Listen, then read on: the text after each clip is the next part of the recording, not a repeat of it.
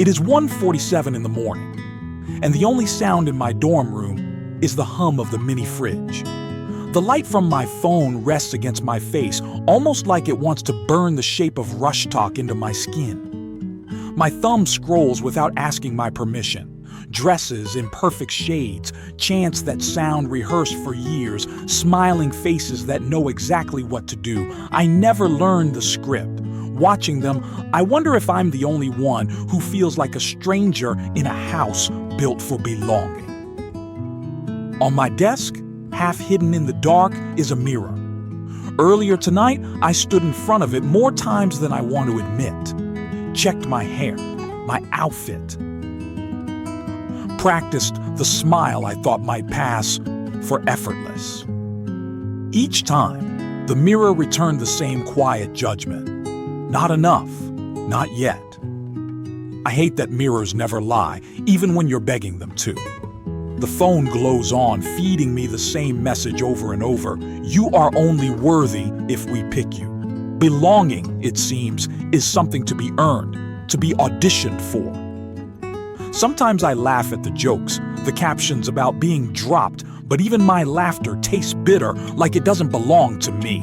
I want to put the phone down. I want to stop performing. But another part of me whispers, maybe if you learn their rhythm, maybe if you get the outfits right, maybe then you'll finally be chosen. The ache is steady, low in my chest, never loud enough to scream, but impossible to ignore.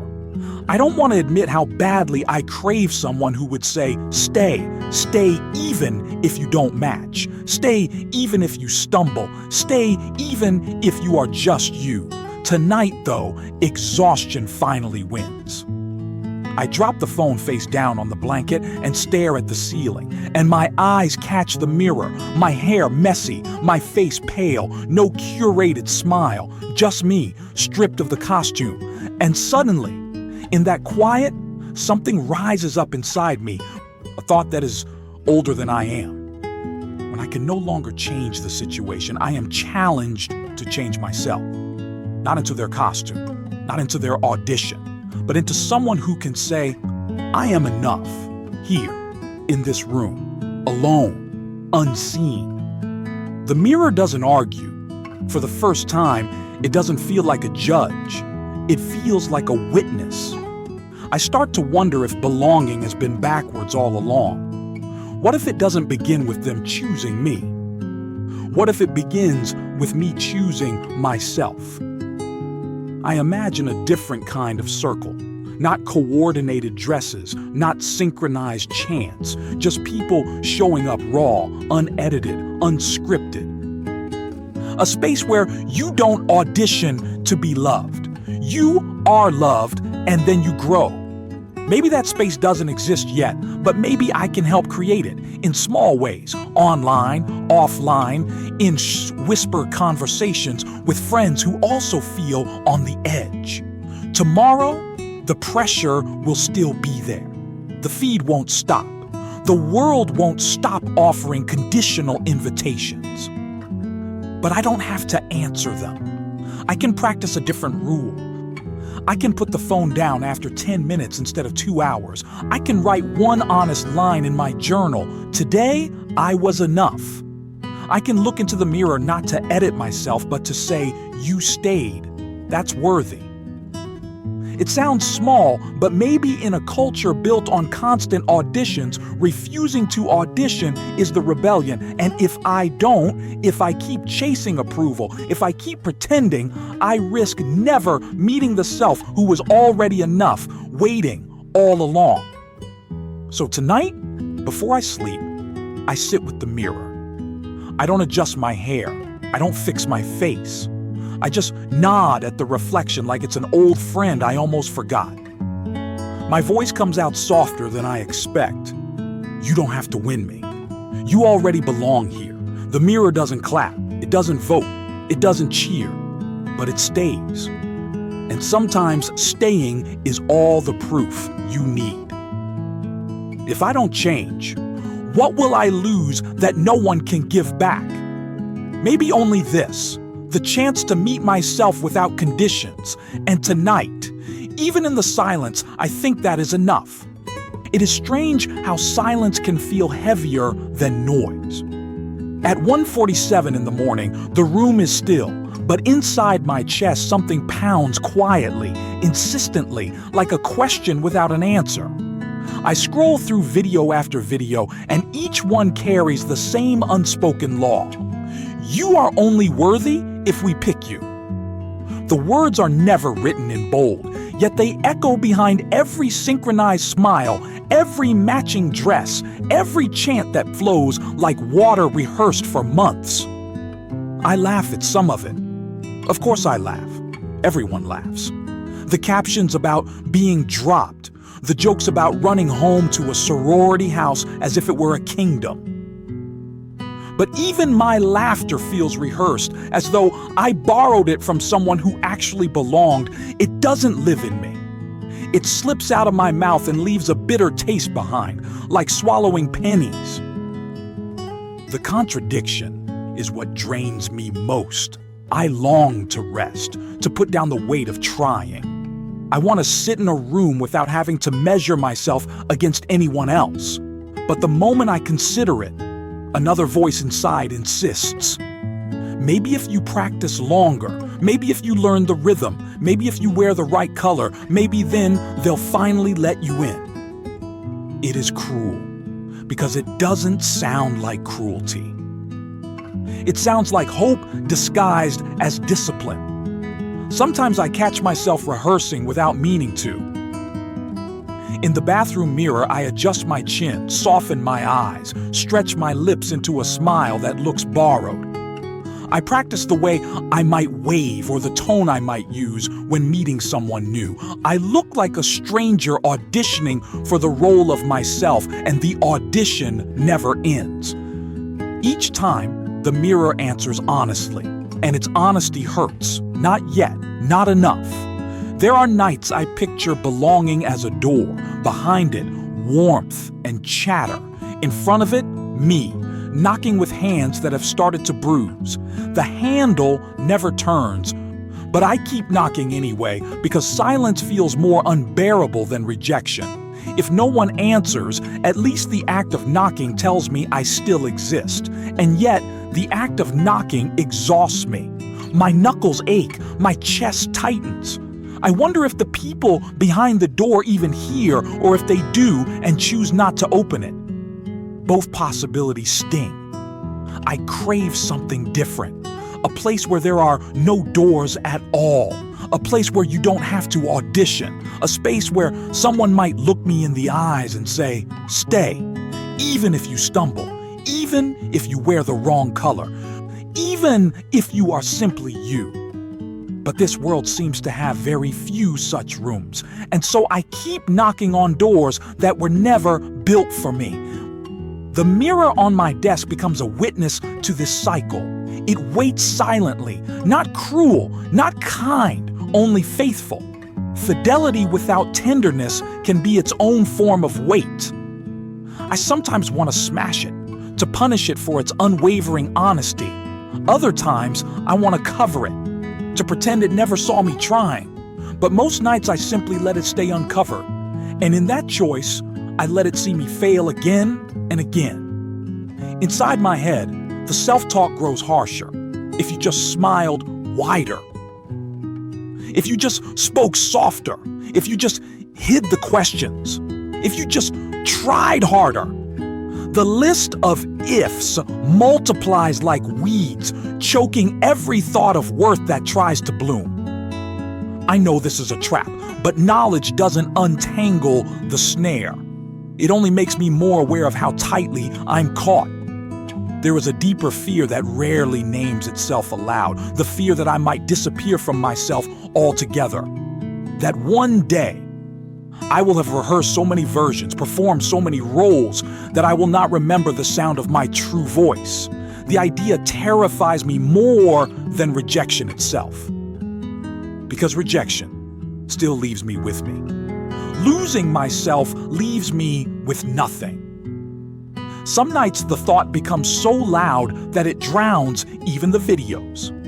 I lie there, phone glowing in my hand, and realize I no longer know whether I'm scrolling to be entertained or scrolling to avoid the silence that keeps asking, "Who are you?" when no one is watching. The mirror never answers, but it never leaves either. And sometimes I wonder if that is its one kindness, the simple fact of staying, even when I have no strength left to stay for myself. I imagine others who belong easily, whose names are written down before they arrive, whose laughter sounds like it belongs to them. I envy them. I scold myself for envying them, and still I envy again.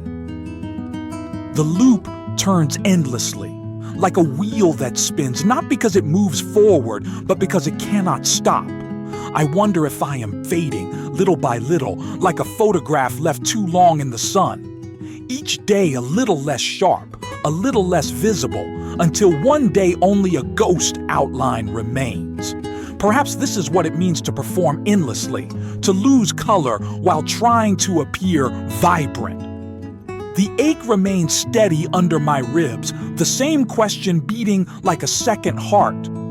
Will I ever be enough? If I keep asking others to tell me so? I don't know. And the not knowing is its own kind of suffering. There comes a night when even exhaustion feels like mercy. My thumb slows against the glass until the feed freezes mid-laughter, mid-smile. Then the phone slips face down into the blanket, leaving me with nothing but the ceiling and my own unguarded breath. For a moment, the silence feels dangerous, too wide. But then my eyes fall on the mirror across the room. It reflects me in the simplest form: messy hair, bare skin, eyes tired and rimmed with sleeplessness. There are no colors coordinated, no chants rehearsed, no audience waiting to decide my value, just me, pale and ordinary in the half-dark. And to my surprise, I don't turn away. Something rises inside, not like a shout, but like a whisper that has waited a long time for the noise to stop. When I can no longer change the situation, I am challenged to change myself. The thought settles in my chest, heavy at first, then strangely light, as if someone had untied a knot I had been carrying for years. Change myself, not into their costume, not into their script, but into someone who dares to stay when the invitation never arrives, into someone who can look at this tired reflection and still say, "I am enough, even here, even now." The mirror doesn't argue. For the first time, it doesn't feel like a critic tallying my flaws. It feels like a witness, quiet and steadfast. And maybe that is what I have been searching for all along. Not applause, not selection, just someone, something to witness me as I am. I lie there and feel a strange calm spread through me. It doesn't erase the ache. The ache is still there, but it shifts. It is no longer the ache of hunger for approval. It is the ache of being alive, of wanting meaning, of wanting to love myself in a way that does not depend on someone else's door opening. I remember moments in my life when I felt most real, laughing too loudly with a friend who never asked me to soften, singing off-key in a car where no one cared, writing in a journal where no audience would judge the handwriting. Those moments never demanded a costume. They were clumsy and unpolished, but they were mine. They belonged to me in a way no audition ever could. The thought grows. What if belonging does not begin with being chosen? What if it begins with choosing to accept myself in this mirror, choosing to allow the ordinary face in the glass to be enough for tonight, choosing not to run from the silence that finally tells the truth? I notice the rhythm of my breathing, in, out, the simplest proof of life. Each breath arrives without a vote, without a test, without a condition. My lungs do not ask me to audition, they accept me as I am. Perhaps that is the lesson my body has been trying to teach me all along. I sit up, and the mirror catches me fully now. I lean closer, studying the person in the glass. There is no perfect angle, no hidden trick to make this face more worthy. And yet, looking at it long enough, I begin to see not flaws, but endurance. These eyes have stayed open through nights of doubt. This mouth has spoken kindness even when it trembled. This body has carried me to this very moment. Perhaps that is enough reason to believe it belongs here, I whisper softly, afraid the words might break. You are already enough. The room does not echo them back, but the silence feels warmer now, as if it received the words and held them close. The ache is not gone. It may never be gone, but it is no longer the enemy. It is a reminder that I care, that I long for meaning, that I still want life to be more than an endless scroll. The ache means I have not given up, and maybe that is what matters most, not whether I am chosen by them, but whether I choose to stay with myself. Whether I choose to hold my own gaze in this mirror and not look away. Tonight, I choose. What if belonging does not begin with their choice at all? What if it begins with mine? The thought repeats in me like a pulse, steady, patient. For so long, I believed that worth had to be handed down from others, like an acceptance letter slid under my door. But tonight, staring at my own reflection, I begin to wonder if I've been waiting in the wrong line all along. The mirror does not move, yet something in it shifts.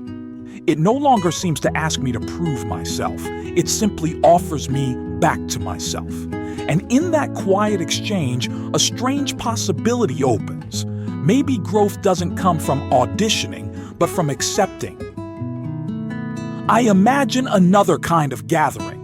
Not a house lined with perfect voices, not a field of coordinated colors, not chance timed to the second.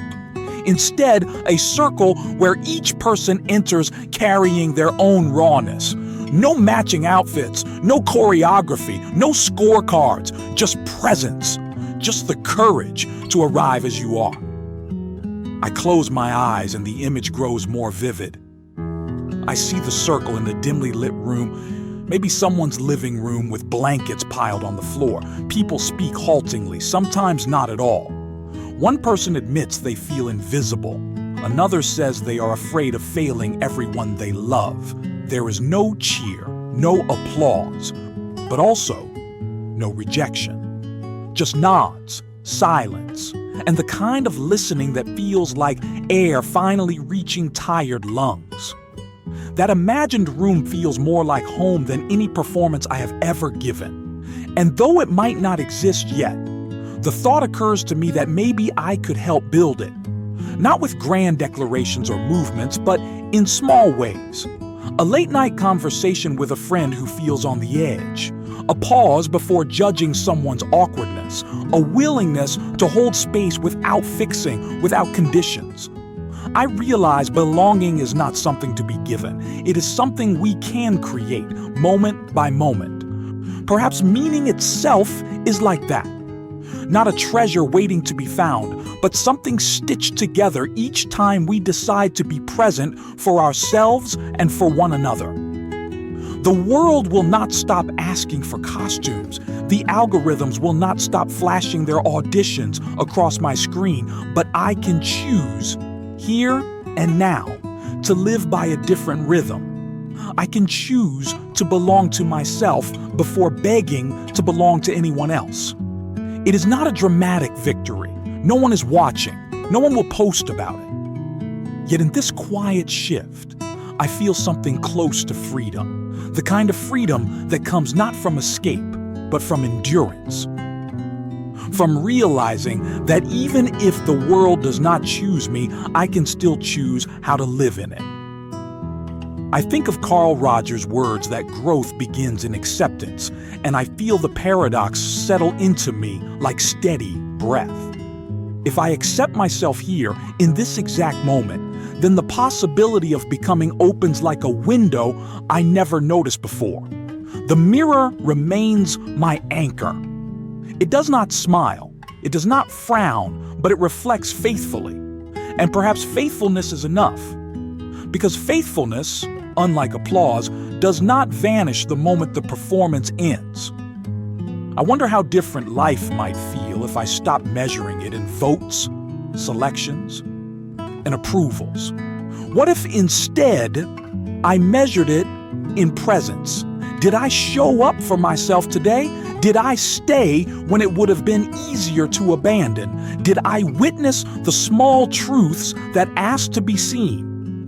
That feels like a more honest kind of belonging. And maybe meaning, at its core, is nothing more complicated than this.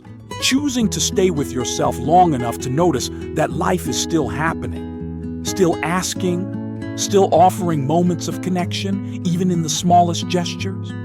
For the first time in weeks, I feel something other than pressure. I feel possibility. Fragile? Yes, but real. The ache in my chest has not vanished, but it no longer feels like a wound to be hidden. It feels like proof that I care, that I still long, that I still believe belonging can be more than a costume. The silence around me deepens, no longer heavy, but alive. And I realize I am not waiting at a locked door anymore. I am standing inside a room I chose simply by deciding to stay. Tomorrow will not be easier just because tonight I whispered different words. The feed will still spin when I open my phone. The faces will still smile in unison. The world will still hand me its conditional invitations, each one wrapped in the same message. Change first, then maybe you'll belong. But I have decided something quiet tonight. I can practice a different rule. Maybe it begins small. 10 minutes instead of 2 hours on the scroll. 10 minutes where I put the phone face down and let silence breathe again. 10 minutes where my mind is not chained to the endless audition tape. It doesn't sound revolutionary, but perhaps rebellion rarely does. I think of the mirror, how it stayed when I felt unworthy. Tomorrow I can meet it differently. Not to adjust or to critique, but simply to nod at the person inside, the one who has endured more nights than anyone else will ever know. I can say, you stayed, and that is worthy. It feels strange, but even writing a single honest line in a journal could be a start. Something like, today, I was enough. No flourish, no filter, no apology. A record of survival. A reminder to the future me that even on days I doubted, I still stayed. The world is relentless in its demand for performance, where I see it in more than RushTok. I see it in the way Instagram sells me authenticity as though it were another brand. I see it in the quiet guilt of bed-rotting days where resting feels like a crime.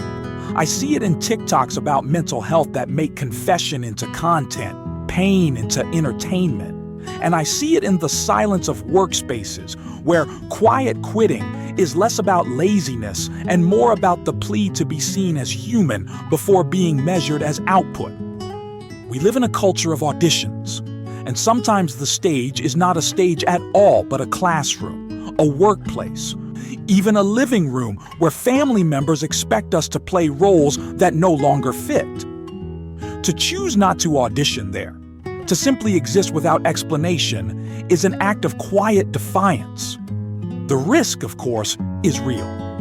If I stop performing, I may lose certain invitations. I may never walk through doors that only open for costumes. But the greater risk, the one that whispers beneath my ribs, is that I may lose myself entirely if I keep performing without pause.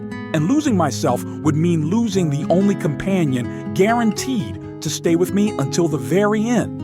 So I practice in small ways, choosing to eat slowly without documenting it. choosing to step outside without headphones, letting the cold air sting me awake, choosing to send a message to a friend that says, "I thought of you," with no photo, no emoji, no performance attached, choosing to listen instead of preparing my next line. Each choice is ordinary, but each choice carves a path away from the endless stage.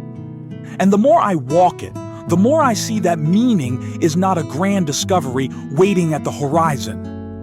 Meaning is built from the tiny decisions not to abandon myself in the present moment. I know I will forget. I know there will be nights when the feed swallows me again, when the mirror feels like a critic, when I scroll past my own life as if it were someone else's. But even then, I want to remember what I felt tonight, that the act of staying is itself enough. That meaning is not found in applause, but in endurance, in presence, in the small rebellions that remind me I am still here. Maybe that is what adulthood truly is.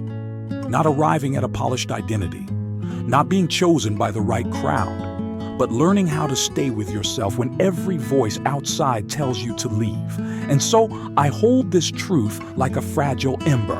If I do not stop chasing auditions, I may never meet the self who was already waiting for me. And if I can stay, even just for 1 minute longer than I thought possible, maybe that is where real belonging begins. Tonight, before sleep finds me, I will sit once more with the mirror. Not to measure angles, not to check flaws, not to polish myself into something worthy. I will sit simply to look, to meet my own eyes as if greeting a companion I once ignored. It feels strange, even a little foolish to nod at my reflection as if it were a friend. But then I think, perhaps this is the friendship I have most neglected, the one that cannot leave. The one that has followed me silently from room to room, year to year. So I whisper, barely audible in the still air, "You don't have to win me. You already belong here." The mirror, of course, does not clap. It does not vote. It does not smile back or cheer, but it stays. It has always stayed. And maybe staying is the truest proof there is. I used to think change required thunder and applause, a turning point dramatic enough to rewrite a life. But I am learning that sometimes change begins in gestures so small they almost vanish. A whispered word in a quiet room, a breath taken without apology, a moment of stillness where the world's demands cannot intrude.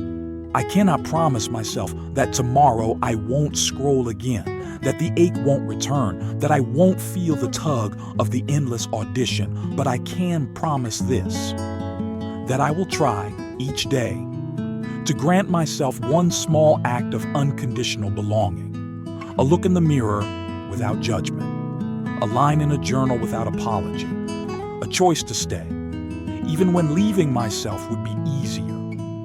Perhaps this is all any of us can do. Practice presence in fragments, build meaning from small acts, honor the simple fact that we exist, even when no one claps. If I don't change, what will I lose that no one can give back? The answer comes to me gently now. I will lose the chance to meet myself without condition. And that, more than any rejection, would be the deepest loss. So I leave this thought with you, whoever you are, wherever this finds you.